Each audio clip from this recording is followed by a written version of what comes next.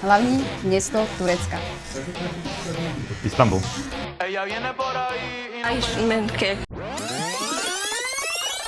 No, ahoj. Ahoj. Takže, mám pre teba dneska pripravený taký vedomostný kvíz Ježiši Maria, no. a pár otázok na telo. Dobre. Teší sa? Si Ani ne, pripravený? ale ne, no poďme na to. Dobre. Každopádne striháme klasiku. Jo, Dobre. nech som pešák. Hore to... Musela mať spustu ženských. Kolik je?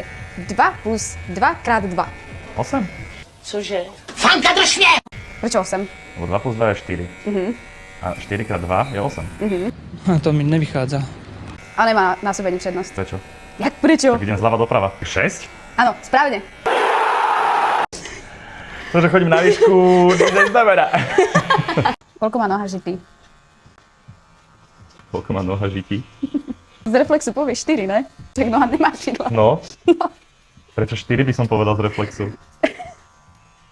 Pretože koľko má židle nohou. A jen otočíš ty Si podľa židli? židli. Ja som počul, koľko má noha žití. Akože prdeli. Takže otázka na telo číslo 1. No. Mama alebo frajerka? Keďže spolu čakáme dieťa, tak viac priorizujem frajerku. To je zlaté. Sa veľmi poteší. Keď to bude moja mama, tak tá ma zabije. Bol by si radšej chudobný a milovaný, alebo bohatý a sám? Bohatý ja sám. Bohatý a sám. Kvôli čomu? Milovaný a chudobný som teraz. Koľko peňazí máš v peňaženke? Že si spokojný? Som veľmi spokojný. Super, to som ráda. A ja mám poslednú otázku na záver. Áno. Co ti naposled udelalo radosť? Potiahol som strašne krásnu Pokémon kartičku. Pokémon kartičku. Áno, To ukážem som vám. nečakala, že povieš. Mal som jeden booster a otvoril som krásnu Pokémon kartičku.